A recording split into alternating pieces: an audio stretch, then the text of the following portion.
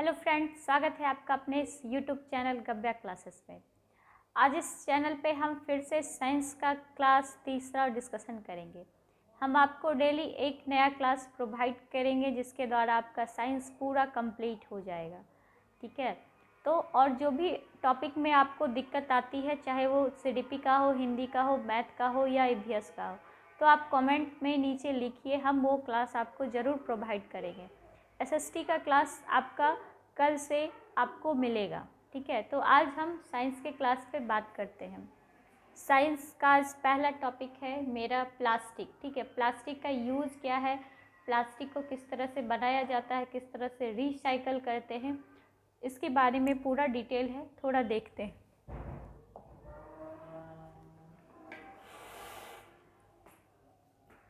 संश्लेषित रेशे की ही तरह प्लास्टिक भी एक बहुलक है। ठीक है, क्या है हमारा, ये भी प्लास्टिक भी एक बहुलक है, वो संश्लेषित रेशे की तरह। अगला पॉइंट है, सभी प्रकार के प्लास्टिक में इकाइयों की व्यवस्था एक ही प्रकार की नहीं होती है, कुछ में यह रेखीय होती है तो अन्य में यह त्रिक्रमबद्ध होता है। ठीक है, कहने का मतलब है कि जो इसके रेशे होते हैं वो तो सीधे होते हैं, कुछ में क्या होते हैं, त्रिक्रमबद्ध होते हैं, तो मतलब अलग अलग होता है, एक ही तरह के यूज़ नहीं होते हैं। प्लास्टिक की वस्तुएं सभी संभव आकार और साइज में उपलब्ध होते हैं। ठीक है, प्लास्टिक के वस्तु देखे होंगे घर में, छोटा जार भी, बड़ा जार भी। ठीक है, प्लास्टिक का बाल्टी भी आता है, प्लास्टिक का पेंट जो हम लोग करते हैं वो भी बाल्टी किसकी आती है, प्लास्टिक की ही आती है। तो अलग अलग प्रकार के प्लास्टिक के बर्तन आते हैं आपके। ठीक है, प्लास्टिक को आसानी से सांचे में ढाला जा सकता है। ठीक है, उसका क्या होता है, आसानी से हम सांचे में ढाल लेते हैं, यूज कर लेते हैं। प्लास्टिक का पुनः चक्रण हो सकता है, इसे पुनः प्रयुक्त किया जा सकता है, इसे रंगा और पिघलाया जा सकता है, इसे बेलनाकार चादरों में बदला जा सकता है। ठीक है, इसको हम क्या करते हैं, बेलनाकार चादर में चेंज कर सकते हैं। ठीक है, पॉलीथीन, पॉलीजोर एथीन, ठीक है, प्लास्टिक का एक उदाहरण है जो समान उपयोग में आने वाले पॉलीथीन थैली बनाने के काम में आता है। ठीक है, ये क्या होते हैं, ये सारी चीज़ें इसमें यूज़ में आते हैं। वह प्लास्टिक जो गर्म करने पर आसानी से विकृत हो जाता है, उसे सफलतापूर्वक मुड़ जाता है, थर्मोप्लास्टिक कहते हैं। जो क्या हो रहे हैं, आपके आसानी से मुड़ रहे हैं, विकृत हो रहे हैं, उसको हम क्या कहते हैं, थर्मोप्लास्टिक कहते हैं। पॉलीथीन और पीवीसी थर्मोप्लास्टिक के कुछ उदाहरण हैं। उपयोग, खिलौने, कंघी और विभिन्न प्रकार के पात्रों में बड़े पैमाने पर निर्माण हेतु किया जाता है।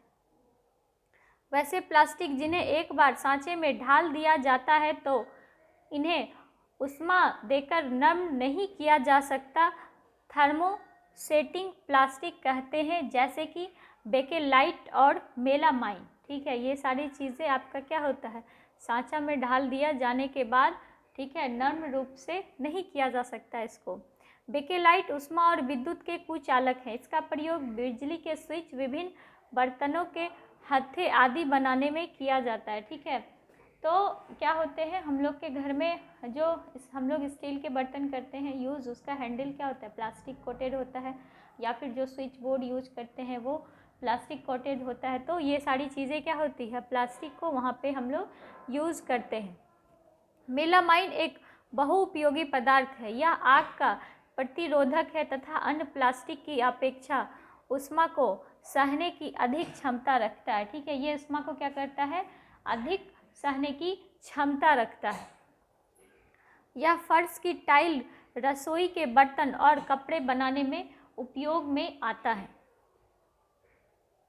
धातु को जब नमी और वायु में खुला छोड़ दिया जाता है तो उसमें जंग लग जाता है, परंतु प्लास्टिक जल और वायु से अभिक्रिया नहीं करती, उसका संरक्षण आसानी से नहीं होता, इसलिए इनका उपयोग अधिक लोकप्रिय माना जाता है। ठीक है, जो लोहे के बर्तन होते हैं उनमें क्या होता है, पानी वगैरह पड़ने पे, ठीक है, वो क्या होते हैं, जंग लग जाते हैं, लेकिन प्लास्टिक के बर्तन में ऐसा नहीं होता है, इसलिए प्लास्टिक के बर्तन को हम क्या करते हैं, ज़्यादा यूज़ में लाते हैं।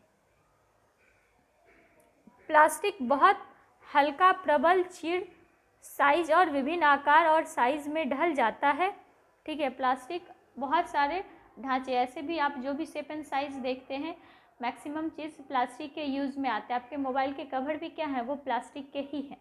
ठीक है, ये जो स्मार्ट बोर्ड है इसका कोटेज फ्रेमिंग भी आपका क्या है, प्लास्टिक का ही है। मतलब कहने का ये क्या होते हैं, आसानी से ढल जाते हैं, इनका हम लोग क्या करते हैं, अच्छे से उपयोग आसानी से कर लेते हैं। प्लास्टिक ऊष्मा और विद्युत के कुचालक है। प्लास्टिक क्या है आपका, ऊष्मा और विद्युत का कुचालक है।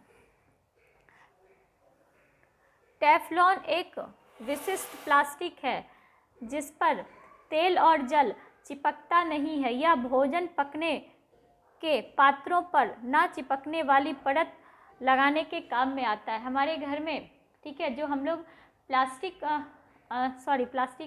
का यूज़ ये कुछ है आपका टेलीलॉन। ठीक है, ये क्या होते हैं, एक विशिष्ट प्रकार का प्लास्टिक है जो कि घर में कहते हैं ना, इस कढ़ाई में तेल कम यूज़ होता है तो या उस पर चिपकता नहीं है, उसका यूज उस बर्तनों में किया जाता है। ठीक है, मेलामाइन प्लास्टिक का उपयोग आग बुझाने वाले कर्मचारी के वस्त्र बनाने में होता है। ठीक है, जो फायर ब्रिगेड मैन होते हैं उनका मेलामाइट के वस्त्र बने होते हैं।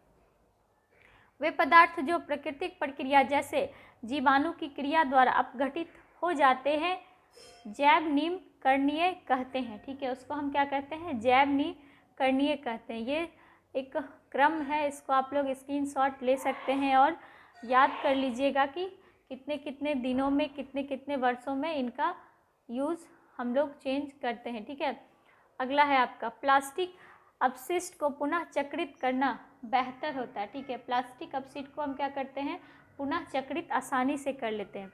अधिकांश थर्मोप्लास्टिक पूर्ण चक्रित किया जाता है। ठीक है, अधिकांश को हम लोग क्या करते हैं, पूर्ण चक्रित करते हैं। पुनः चक्रित के समय ही कुछ रंग प्रदान करने वाले अभिक्रिया मिला दिए जाते हैं। इससे पुनः चक्रित सामग्री का उपयोग खाद्य पदार्थ के संचय हेतु सीमित हो जाता है। ठीक है, इसको हम खाद्य पदार्थ में क्या करते हैं, संचय हेतु सीमित कर लेते हैं और इसमें क्या होते हैं, कलर भी आसानी से हम डाल के चेंज कर लेते हैं। एक उत्तरदायित्व नागरिक के रूप में 5R सिद्धांत को याद रखना महत्वपूर्ण है। ठीक है, जैसे कि हम एक नागरिक हैं तो हमें किस चीज़ का ध्यान रखना चाहिए, वो चीज़ देखिए। उपयोग कम कीजिए, प्लास्टिक का उपयोग क्या करना है, कम करना। पुनः उपयोग कीजिए। ठीक है, रीयूज़। अब बाज़ार से प्लास्टिक हम में सब्ज़ी लेके आते हैं, क्या करते हैं, सब्ज़ी निकाल के प्लास्टिक को फेंक देते, नहीं, वैसा नहीं करना चाहिए। हमको अच्छे से उसको वॉश करके रख देना चाहिए और उसका क्या करना चाहिए, रीयूज़ करना चाहिए। पुनः चक्रित कीजिए। ठीक है, पुनः चक्रित कहने का मतलब हम लोग क्या करते हैं, इधर उधर जैसे तैसे फेंक देते, नहीं फेंकना चाहिए। ठीक है, हम लोग को उसको एक रिसाइकल जहाँ पे होता है वहाँ पे भिजवाना चाहिए ताकि वो प्लास्टिक क्या हो सके, रिसाइकल हो सके। उपयोग ना कीजिए। ठीक है, इसका उपयोग बहुत कम, नहीं के बराबर करना चाहिए। ठीक है, इन आदतों को हम क्या कर सकते हैं, विकसित करके पर्यावरण का संरक्षण में हम लोग मदद कर सकते हैं। ठीक है, ये था आपका प्लास्टिक का टॉपिक, यहाँ पे ख़त्म हो गया। और एक आज दूसरा टॉपिक हम स्टार्ट कर रहे हैं, जल। ठीक है, जल का क्या यूज़ है, कहाँ यूज़ करते हैं, ये सारी चीज़ें आपको यहाँ पे मिलेगी। हमारे उपयोग की लगभग सभी वस्तुओं में उत्पाद में जल का उपयोग किया जाता है। ठीक है, हम लोग जो भी चीज़ों का उत्पाद करते हैं उसमें क्या होता है, मैक्सिमम चीज़ों में हम जल का यूज करते हैं। किसी पुस्तक के एक पृष्ठ के उत्पाद में लगभग 2 गिलास जल की आवश्यकता होती है। ठीक है, हम लोग जो बुक पढ़ते हैं, ठीक है, उसके बुक में एक पेज में 2 गिलास के लगभग जल की यूज होती है, तो सोच लीजिए वो आपका बुक कितना कॉस्टली है। ठीक है, पृथ्वी का 2/3 भाग जल से घिरा हुआ है, लेकिन इस जल का अधिकांश भाग समुद्र और महासागरों में है। ठीक है, अधिकांश भाग आपका क्या है, समुद्र और महासागर में है। हम सबके जल के एक से ही स्रोत है, जैसे तालाब, नदी, झील तथा कुआं। ठीक है, क्या है, ये जल का स्रोत है, तालाब, नदी, झील और कुआं। समुद्र और महासागर के जल में बहुत से लवण घुले होते हैं जिससे जल खारा हो जाता है, इसलिए यह पीने के लिए उपयुक्त नहीं है। साथ ही यह अन्य घरेलू कृषि तथा उद्योग की आवश्यकता की पूर्ति के लिए उचित नहीं है। एस.टी. कोलरिज के द्वारा 1998 में लिखी गई एक कविता की पंक्ति है, ठीक है, राइम ऑफ द एनसीएट मैरीन है, हर जगह जल ही जल, पीने के लिए कोई बूंद नहीं। ठीक है, इस लाइन को जो उन्होंने यूज़ किया है, ठीक है, एक नाव खेड़ है जो कि समुद्र में फंस गया है और उसको प्यास लगा है, ठीक है, पीने के लिए क्या है, उसके पास जल नहीं है, लेकिन चारों तरफ उसके क्या है, जल ही जल है। ठीक है, अगला पॉइंट, गर्म जल करने पर जलवाष्प में परिवर्तित हो जाता है, लेकिन जलवाष्प अपने साथ लवणों का वहन नहीं करता। ठीक है, मतलब गर्म करने पे जल का तो जलवाष्प हो जाता है, लेकिन उसमें जो केमिकल मिला होता है, केमिकल कहने का मतलब जो खारा जल है तो उसमें क्या है, नमक वाला जो पदार्थ मिला है उसका क्या होता है, जलवाष्प नहीं होता। जल के गैसीय अवस्था में परिवर्तित करने के लिए उसे गर्म करना अनिवार्य है। छाया वाले जल की विलुप्त होने में सूर्य के प्रकाश वाले जल की अपेक्षा ज़्यादा समय लगता है। छाया वाले में क्या होगा, ज़्यादा लगेगा, सूर्य वाला क्या होगा, जल्दी जलवाष्प हो जाएगा। जल का वाष्पन एक धीमी प्रक्रिया है। जल का वाष्पन क्या है, एक धीमी प्रक्रिया है। सूर्य के प्रकाश में वाष्पन तेजी से होती है। ठीक है, यहाँ सूर्य के प्रकाश में वाष्पन क्या हो रही है, तेजी से हो रही है। चौड़े मुंह वाले बर्तन में कम चौड़े मुंह वाले बर्तन की अपेक्षा वाष्पन तेजी से होती है। ठीक है, जो चौड़ा मुंह का बर्तन है और कम चौड़ा मुंह का बर्तन है उसकी अपेक्षा क्या हो रहा है, वाष्पन उसमें ज़्यादा तेजी से हो रहा है। जल को किसी बर्नर पर गर्म करने पर वाष्पन और अधिक तेजी से हो जाता है। ठीक है, किसी बर्नर पर जल को रख दीजिए, किसी बर्तन में गैस ऑन कर दीजिए तो वाष्पन ज़्यादा जल्दी होगा। 1 किलोग्राम गेहूँ देने वाले गेहूँ के पौधे से वाष्पोत्सर्जन द्वारा 50 लीटर जल की क्षति, जो अनुपातः बड़े आंकड़े में 25 बाल्टी में भरे जल के बराबर है। कितने भरे जल है, 25 बाल्टी। ठीक है, पौधे की वृद्धि के लिए जल की आवश्यकता होती है। पौधे इस जल का उपयोग भोजन बनाने में तथा कुछ को अपने विभिन्न भाग में सुरक्षित रखते हैं एवं बचे भाग को वाष्पोत्सर्जन प्रकरण द्वारा जलवाष्प के रूप में वायु में मुक्त कर देता है। ठीक है, ये क्या कर रहा है, यहाँ पे इसको वायु में मुक्त कर रहा है।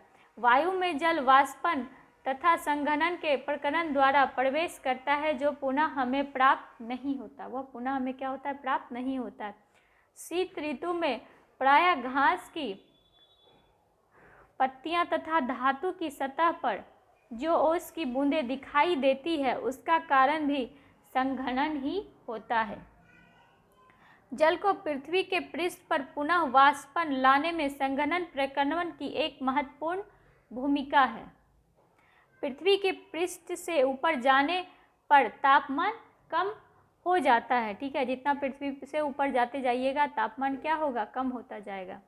पृथ्वी के पृष्ठ से एक पर्याप्त ऊंचाई पर वायु इतनी ठंडी हो जाती है कि इसमें उपस्थित जलवाष्प संघनित होकर छोटे छोटे जल की बूंदों में परिवर्तित हो जाती है। ठीक है, जैसे जैसे आप ऊपर जाइएगा एक मतलब पोजीशन ऐसा आता है कि वायु क्या हो जाते हैं, छोटे छोटे जल की बूंदों में। ठीक है, जलवाष्प आपका छोटे छोटे जल की बूंदों में परिवर्तित हो जाता है। ठीक है, इन्हें जल की छोटी छोटी बूंदों को जल कणिका कहते हैं। ठीक है, छोटी छोटी बूंदों को क्या कहते हैं, हम जल कणिका कहते हैं। प्रत्येक जल कणिका आपस में मिलकर एक बड़े आमापक की जल की बूंदें बनती है। ठीक है, सब मिलकर क्या हुआ, एक जल की बड़ी बूंदें बन गई। इनमें से कुछ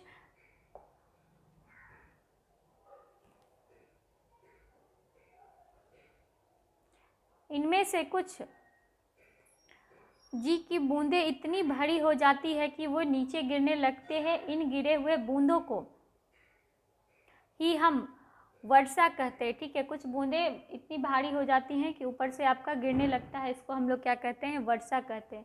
विशेष परिस्थिति में ये बूंद ओला और हिम, कहीं कहीं क्या देखते हैं, बड़े बड़े ओला और हिम जो गिरते हैं वो विशेष परिस्थिति में हो जाते हैं। वाष्पन द्वारा जल में चला जाता है, वहाँ बादल बनते हैं तथा वर्षा ओला और हिम के रूप में जल पुनः धरती पर वापस आ जाती है। जो जल वर्षा के रूप में भूमि पर गिरते हैं वो सारा जल नदियों और झरनों के रूप में बह जाता है। क्या होता है? नदी और झरना के रूप में बह जाता है। अधिकांश नदी समुद्र या महासागर में गिर जाती है, लेकिन कुछ नदी का जल सिर्फ झीलों में बहता है। कुछ नदी का जल क्या होता है? सिर्फ और सिर्फ झीलों में बह रहा है। वर्षा के जल का कुछ भाग भूमि द्वारा सोख लिया जाता है और मृदा में विलुप्त हुआ प्रतीत होता है, जिसमें जल का कुछ भाग वाष्पन द्वारा वापस वायु में चला जाता है तथा बचे जल धीरे धीरे भूमि के नीचे रिसता रहता है, जो हमें भौम जल के रूप में उपलब्ध होता है। ठीक है, काफ़ी गर्मी में देखे होंगे ज़मीन पे पानी गिरा और वो थोड़ी देर के बाद वाष्पन हो जाता है। ठीक है, नदी, झील और महासागर में जितना जल पाया जाता है उसमें से सबसे कम जल भौम जल के रूप में पाया जाता है। सबसे कम क्या होता है? भौम जल होता है। ठीक है, कुछ झीलों के जल का स्रोत भी भौम जल ही होता है। ठीक है, कुछ जल का झीलों का स्रोत क्या हो रहा है? भौम जल ही हो रहा है। जल का वाष्पन होकर वायु में जाना, वर्षा और ओक के रूप में वापस आना, पुनः इसका महासागरों में जाना और फिर वाष्पित होना, जल के इस प्रकार के चक्रण को जल चक्रण कहते हैं। ठीक है, भूमि पर जल की आपूर्ति जल चक्र के माध्यम से ही संभव है। हमारे देश में अधिकांश वर्षा मानसून के मौसम में ही होता है। बाढ़ आने पर जल में रहने वाले जीव को भी खतरा का सामना करना पड़ता है। जब बाढ़ आते हैं तो जो जल में जीव रहते हैं उनको भी खतरा का सामना करना पड़ता है। पृथ्वी पर जल की कुल मात्रा सामान्य रहती है, परंतु उपयोग के लिए उपलब्ध जल की मात्रा अत्यंत सीमित है और अति उपयोग के कारण घटती जा रही है। ठीक है, हम लोग जल को मिसयूज़ कर रहे हैं, इसलिए जल क्या हो रहा है? घटता जा रहा है। और जो हमारा यूज़ का जल है वो क्या है? बहुत ही कम है। ऐसा नहीं है कि पृथ्वी पे 2/3 भाग जल है तो वो सारा आपका यूज़ के लायक है। ठीक है, समुद्र का जल आप यूज़ नहीं कर सकते हैं। वर्षा जल संग्रहण का मूल मंत्र यह है कि जल जहाँ गिरे वहीं एकत्रित हो जाए। ठीक है, जल जहाँ गिरे वहीं पे एकत्रित कर लिया जाए। वर्षा जल के संग्रहण के 2 तरीके इस प्रकार हैं। छत के ऊपर वर्षा जल संग्रहण, सड़क के किनारे बनी नाला को एकत्रित वर्षा जल की भूमिका में सीधे पहुंचा देना। 22 मार्च को विश्व जल दिवस के रूप में मनाया जाता है। ये क्वेश्चन यहाँ से पूछेगा, याद रखिएगा। विश्व जल दिवस कब है? 22 मार्च। जल संरक्षण के महत्व की ओर ध्यान आकर्षित करने के लिए हम जल दिवस मनाते हैं। ठीक है, जल दिवस क्यों मनाते हैं? जो हमारा उपयोगी जल है वो काफ़ी कम है, तो लोगों का ध्यान इस साइड आए और जल का उपयोग क्या करें? कम करें, मिसयूज़ ना करें। इसके लिए हम लोग उसको बनाते हैं। अगला पॉइंट है, संयुक्त राष्ट्र द्वारा प्रत्येक व्यक्ति के लिए सुझाई गई जल की न्यूनतम मात्रा 25 लीटर प्रति व्यक्ति है, जो कि प्रत्येक व्यक्ति प्रतिदिन लगभग, ठीक है, 2.5 बाल्टी के बराबर है। ठीक है, ये 2.5 बाल्टी के बराबर ही एक दिन में एक व्यक्ति को खपत करना चाहिए। लेकिन आप खुद सोच के देखिए, ठीक है, 4-5 बाल्टी तो हमारे मॉर्निंग के बाद में ही हम लोग यूज कर देते हैं, तो इसको नहीं करना है मिसयूज़। जितना कम करें उतनी अच्छी बात है। जल की कमी पूरे विश्व के लिए चिंता का विषय बन गई है।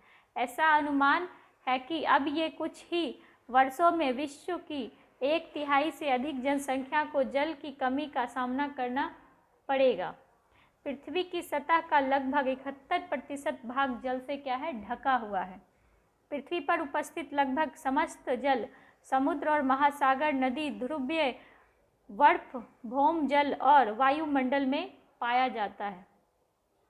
उपयोग के लिए उपयुक्त जल अलवन जल है, जिसे बोलचाल की भाषा में ताज़ा जल कहते हैं। अलवन जल की मात्रा पृथ्वी पर उपलब्ध जल की कुल मात्रा का लगभग 0.006% है। जल चक्र द्वारा परिचक्रण के दौरान जल इसकी 3 अवस्था, ठोस, द्रव और गैस में से किसी भी एक अवस्था में पृथ्वी पर कहीं भी पाया जा सकता है। ठोस अवस्था में जल वर्षा और हिम के रूप में पृथ्वी के ध्रुव तक बर्फ से ढके पर्वत और हिम नदों में पाया जाता है। गैसीय अवस्था में जल हमारे आसपास की आयु में जलवाष्प के रूप में उपस्थित रहता है। द्रव अवस्था में जल महासागर, झील, नदी के अतिरिक्त भूतल के नीचे भी पाया जाता है। हमारी जनसंख्या एक बड़ा भाग अपने उपयोग के लिए जल कुआं, नलकूप अथवा हैंडपंप से प्राप्त करते हैं। ठीक है, पहले क्या होते थे, कुएं होते थे जिसमें कि बारिश का पानी भी संग्रह होता था, लेकिन अब ऐसा नहीं है। हम लोग अपने छत पे टंकी लगा देते हैं विथ कवर के साथ। ठीक है, तो वर्षा का जल क्या होता है, संग्रह एकदम नहीं के बराबर होना शुरू हो चुका है।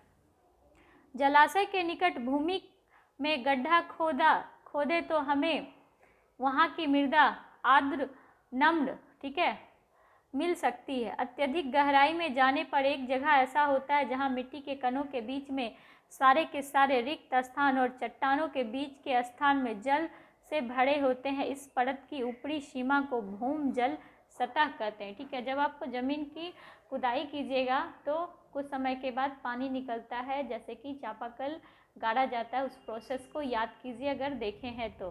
ठीक है, तो वो क्या हो गया, आपका भौम जल हो गया। भौम जल सतह से नीचे पाए जाने वाले जल भौम जल कहलाते हैं। ठीक है, सतह से नीचे जो जल पाया जाता है उसको हम भौम जल कहते हैं। ठीक है, वर्षा जल और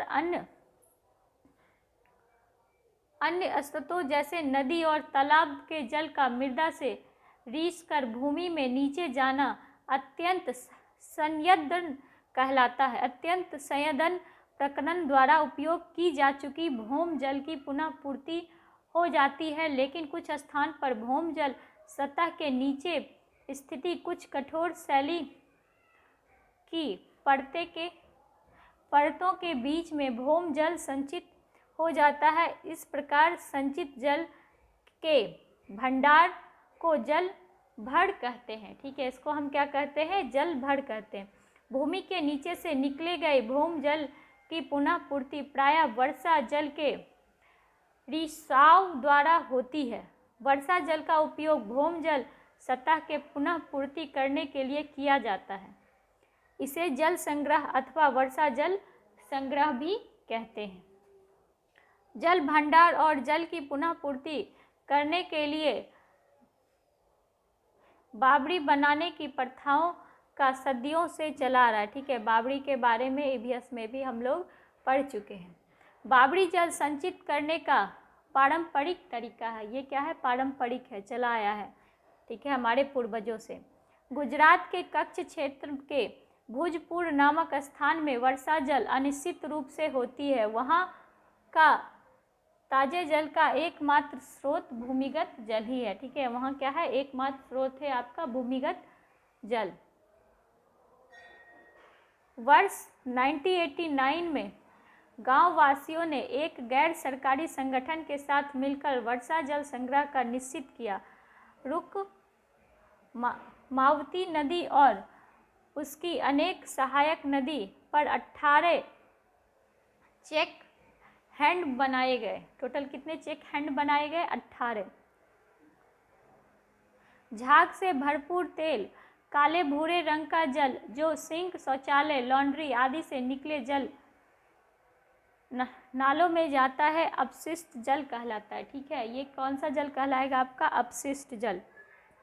विश्व जल दिवस 22 मार्च 2005 को संयुक्त राष्ट्र की जनरल असेंबली ने 2005 से 2015 की अवधि को जीवन के लिए जल पर कार्य करने के लिए अंतर्राष्ट्रीय दशक के रूप में घोषित किया। जल की सफाई करने के प्रकरण में जल स्रोतों में प्रवेश अथवा उनके पुनः उपयोग से पहले उसमें से प्रदूषक को अलग करना सम्मिलित है। अपशिष्ट जल के उपचार का यह प्रकरण सामान्य रूप से वहित मल उपचार कहलाता है। वहित जल एक जटिल मिश्रण होता है जिसमें निलंबित ठोस कार्बनिक और अकार्बनिक अशुद्धियाँ, पोषण तत्व, मृत जीव और रोगवाहक जीवाणु तथा अन्य सूक्ष्म जीव होते हैं। कार्बनिक अशुद्धियाँ के रूप में मानव मल, जैविक अपशिष्ट पदार्थ, तेल, यूरिन, पिडकिन्यासिया, शाकनासिया, फल सब्जियाँ का कचरा आता है। कार्बनिक अशुद्धियों के रूप में नाइट्रेट, फास्फेट धातु मिल सकती है। पोषक तत्व के रूप में फास्फोरस और नाइट्रोजन युक्त पदार्थ मिल सकता है। ये जितना भी पॉइंट आप देख रहे हैं ये सारा पॉइंट आपका एनसीईआरटी से छाटा हुआ बहुत ही वीवीआई पॉइंट है, ठीक है। इसको याद अगर ये सारे पॉइंट को रखते हैं तो 30 में 30 आपको साइंस में बहुत आसानी से आ जाएगा, ठीक है। 30 में 30 कह रहे हैं तो आप रखिए कि 30 में 15 आपका क्या है, 15 भी उसमें आपका शिक्षण आएगा, वो भी इसी पीडीएफ में आपको आगे मिलेगा, ठीक है। तो पहले इसको हम लोग डिस्कशन करते हुए उसको आगे बढ़ेंगे। तो जिनको भी अगर पीडीएफ चाहिए होगा तो वो मेरे कॉन्टैक्ट नंबर पे हमसे कॉन्टैक्ट करके पीडीएफ मांग सकते हैं, ठीक है। मेरा नंबर नोट कर सकते हैं आप लोग।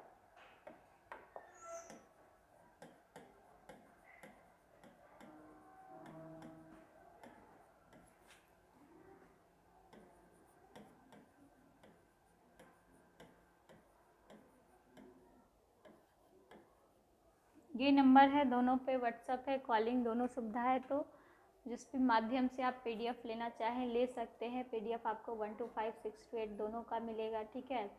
एसएसटी का भी आपको लगभग मिल जाएगा, ठीक है। एक आध शायद एसएसटी का ना मिले, हिस्ट्री का, हिस्ट्री छोड़ के बाद बाकी सारा एसएसटी का भी इस पर उपलब्ध पीडीएफ है, ठीक है। तो जो लोग भी पीडीएफ लेना चाहते हैं वो हमसे संपर्क कर सकते हैं, उनको हम पीडीएफ प्रोवाइड कर देंगे, ठीक है।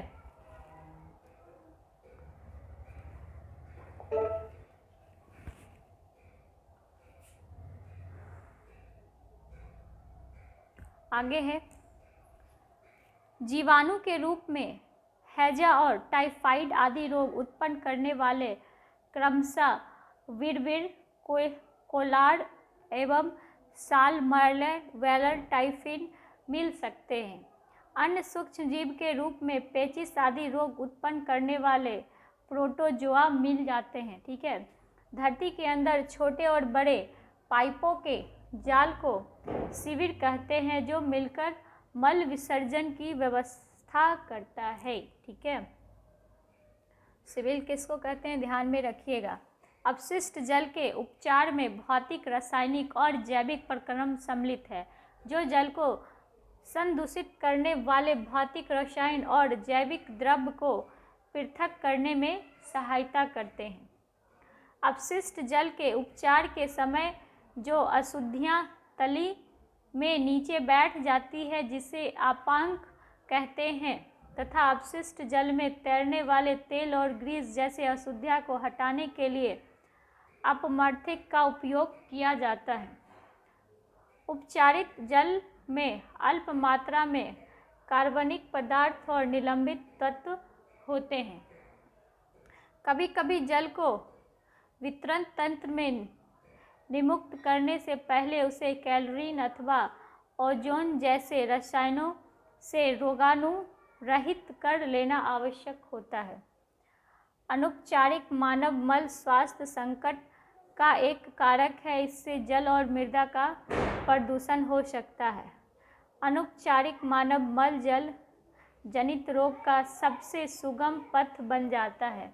इनमें has, typhoid, polio, meningitis, hepatitis और पेचिश जैसे रोग सम्मिलित हैं। स्वच्छता की स्थिति सुधारने के लिए कम लागत के यथार्थ स्थान बाहित मल निपटाने तंत्रों को बढ़ावा दिया जाता है, जैसे सेप्टी टैंक, ठीक है, रासायनिक शौचालय, कंपोस्ट पिट आदि। वर्तमान में शौचालय से मल मंद नदी नाली से बहते हुए बायोगैस संयंत्र में चला जाता है और उत्पन्न होने वाले बायोगैस का उपयोग ऊर्जा के स्रोत के रूप में किया जाता है। अगला है क्रीम प्रसंस्करण शौचालय। भारत में ऐसा शौचालय की रूपरेखा का परीक्षण किया गया है जिसे मानव मल को केंचुआ द्वारा उपचारित किया जाता है। इसके उपयोग में जल की बहुत कम मात्रा की आवश्यकता होती है। मानव मल पूर्णतः कृत्रिम केकों में परिवर्तन हो जाता है जो मृदा के लिए अति समृद्ध पोषित होता है। वर्ष 2016 में भारत सरकार ने स्वच्छ भारत नाम से एक नई मुहिम शुरू की। ये तो सबको याद ही होगा, स्वच्छ भारत अभियान, जिसके अंतर्गत कई अभियान शुरू किए गए, जिसके प्रति व्यक्ति के लिए शौचालय सुनिश्चित करना तथा मल अवशिष्ट का उपयुक्त निपटान है। ठीक है। महात्मा गांधी ने कहा था, मानवीय और पथ प्रदर्शक कार्य आरंभ करने के लिए किसी को किसी दूसरे का मुंह नहीं देखना चाहिए। जो भी बहती मल, विशेष रसायन, गाद आदि जैसे हानिकारक पदार्थ जल में मिल जाते हैं तो जल प्रदूषित हो जाता है। जल को प्रदूषित करने वाले ऐसे पदार्थ को जल प्रदूषण कहते हैं।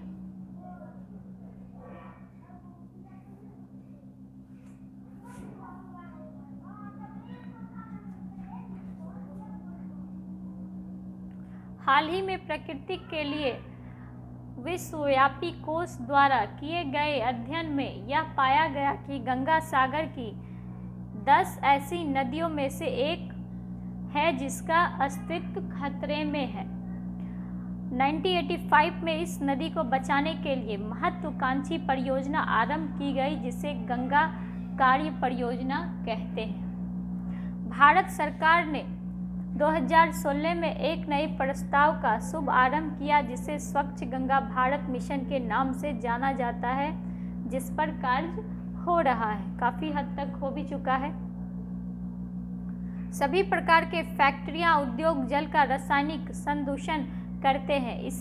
इन विसर्जित रसायनों में रासायनिक लेड तथा फ्लोराइड होते हैं, जिनसे पौधे तथा पशुओं में अवशेषित उत्पन्न हो जाती है।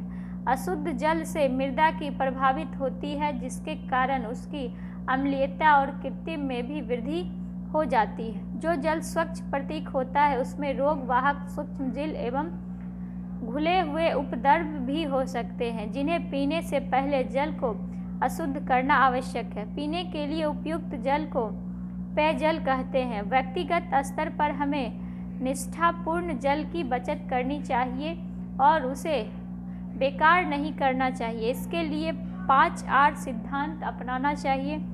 पहला, कम उपयोग, पुनः चक्रण, पुनः प्राप्त, उपयोग ना करना। ये सारे पॉइंट हम आपके साथ डिस्कशन किए। इसके बाद और भी पॉइंट हम डिस्कशन करेंगे डे बाय डे। आज हमारा साइंस का क्लास तीसरा है, तो जो लोग पहला और दूसरा क्लास नहीं देखे हैं वो जाके इस चैनल पे पहला और दूसरा क्लास को भी देखिए। जो लोग अभी तक मेरे इस चैनल को सब्सक्राइब नहीं किए हैं वो इस चैनल को सब्सक्राइब कीजिए, बेल आइकन को दबाइए और ज़्यादा से ज़्यादा अपने दोस्तों के साथ शेयर कीजिए। धन्यवाद।